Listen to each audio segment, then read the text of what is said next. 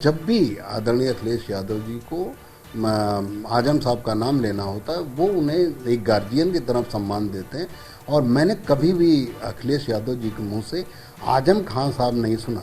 हमेशा आदरणीय आजम खान साहब वो संबोधित करते हैं। और अब्दुल्ला आजम साहब को वो भाई की तरह मानते हैं, बराबर बैठाते हैं, बराबर मिलते हैं। जिसे न्यूज में बने रहना वो कुछ भी बोलेगा, लेकिन समाजवादी पार्टी का वो मूल वोट है। यादव समाज और मुस्लिम समाज दोनों ने 2022 के लोक विधानसभा चुनाव में खूब वोट दिया, पूरी ताकत लगा दी, पूरी जान लगा दी। तो उसमें बदबू आने वाली बात क्या है, उसमें गरीबी अमीरी की बात क्या है। एक तरफ शिवपाल सिंह यादव ने बगावती सुर अपना लिए हैं, तो वहीं दूसरी तरफ आजम खान के खेमे में भी हलचल बढ़ गई है। उनके मीडिया प्रभारी खुले मन से, वही पार्टी ऑफिस से रामपुर में अखिलेश के खिलाफ बोल रहे हैं। अब बातचीत करने के लिए हमारे साथ इस वक्त जो मौजूद हैं वो गठबंधन साथी हैं, समाजवादी पार्टी के महान दल के अध्यक्ष भी हैं, केशव देव मौर्य जी। बहुत स्वागत है आपका यूपी तक पर। जी बहुत बहुत धन्यवाद। केशव जी, क्या चल रहा है आपकी पार्टी में? समाजवादी पार्टी के आपके अलायंस है। अब पहले आज शिवपाल सिंह यादव को लेकर चर्चा थी, अब आज इनके प्रभारी जो हैं शानू खान, वो कह रहे हैं कि अखिलेश चाहते ही नहीं है कि आजम खान बाहर आए। योगी आदित्यनाथ सही कहा करते थे कि अखिलेश चाहते ही नहीं है। आजम साहब के परिवार से उनके बेटे विधायक हैं और पत्नी भी सांसद और विधायक रह चुकी हैं। उनका बयान मायने रख सकता है, किसी और का बयान इसमें कोई मायने नहीं रखता। मेरे नज़र में ये न्यूज केवल न्यूज में बने रहने के लिए इस तरह की बात कही गई है। आजम साहब के बेटे विधायक हैं और वो भी पब्लिक फिगर हैं, हर आदमी उन्हें जानता है। उनका कोई बयान नहीं आया, उनकी पत्नी का कोई बयान नहीं आया, तो इस तरह की बातें कोई मायने नहीं रखती। कई बातें कही उन्होंने कहा है अपने समुदाय को लेकर, मुस्लिम समुदाय को लेकर, कि अखिलेश को हमारे कपड़ों से बदबू आती है। ये बड़ा बयान है। अब जिसे न्यूज में बने रहना वो कुछ भी बोलेगा, लेकिन समाजवादी पार्टी का वो मूल वोट है। यादव समाज और मुस्लिम समाज दोनों ने 2022 के लोक विधानसभा चुनाव में खूब वोट दिया, पूरी ताकत लगा दी, पूरी जान लगा दी। तो उसमें बदबू आने वाली बात क्या है, उसमें गरीबी अमीरी की बात क्या है, केवल न्यूज में बने रहने के लिए मुझे लगता है इस तरह के लिए। उन्होंने ये भी कहा है कि जितना यादवों ने वोट नहीं किया होगा उतना तो मुस्लिम समुदाय ने किया है, पर आप पब्लिक प्लेटफॉर्म में जो है उनका नाम लेने से बचते हैं, चाहे ट्विटर हो, चाहे उनके जो पब्लिक एड्रेस होते हैं अखिलेश के, उनमें वो बोलने से बचते हैं। ऐसा क्यों? नहीं, कब बचते हैं? हमेशा हर आदमी जानता है कि दोनों एक परिवार है, दोनों में समानता है, दोनों ही वोट मिलकर समाजवादी पार्टी बनती है। कभी मैंने तो नहीं समझा कि आदरणीय अखिलेश यादव जी बचते हों। और जब भी आदरणीय अखिलेश यादव जी को आजम साहब का नाम लेना होता है, वो उन्हें एक गार्जियन की तरफ सम्मान देते हैं।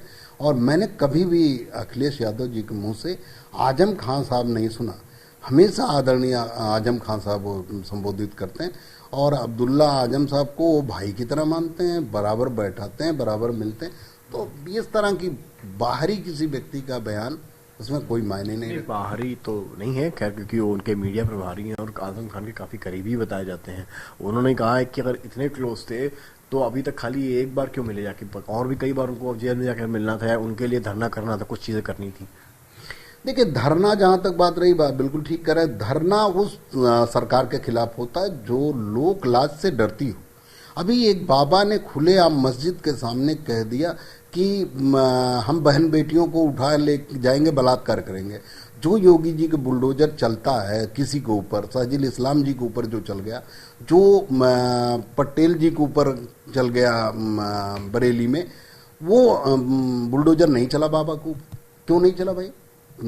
एक आदमी खुलेआम संविधान का उल्लंघन कर रहा है और खुलेआम ही बात कर रहा है बलात्कार कर देंगे। बलात्कार करने से ज्यादा खतरनाक बलात्कार कर देने की बात कह रहा है, लेकिन उस पर कार्रवाई नहीं। तो जो जिसको शर्म ही नहीं है, जिस सरकार को, वो सरकार कहाँ तक उस पर धरना दिया जाए? वो तो इंतजार ये था कि सरकार बदलेगी, ये सब चीजें बदल जाएंगी, लेकिन सरकार नहीं बदल पाई। हाँ, सरकार नहीं आ पाई समाजवादी पार्टी की, इसलिए दिक्कत आई। कार्यशैली पर भी अखिलेश के सवाल उठाए हैं। अखिलेश जी कार्यशैली पे सवाल उठाने की किसी को जरूरत नहीं है। अखिलेश जी जो भी काम कर रहे हैं समझबूझ के कर रहे हैं। वो जिन परिस्थितियों में हैं, जिन मजबूरियों में हैं, सीबीआई केंद्र सरकार की है, न्यायपालिका कितना सुनती है हम लोगों की, दलित पिछड़े अल्पसंख्यकों को हमें पता है। किन परिस्थितियों में काम हो रहा है, सीबीआई एलआई सब कुछ तोते की तरह सरकार का काम करती है। कोई भी चुनाव आयोग अगर स्वतंत्र होता तो एमएलसी के चुनाव में उदयवीर सिंह जी के सरेआम पिटाई होती है और कोई कार्रवाई नहीं होती। क्या चुनाव आयोग ये नहीं कर सकता, सुनिश्चित कर सकता कि जो उसके कैंपस में दाखिल हो गया वो सुरक्षित हो?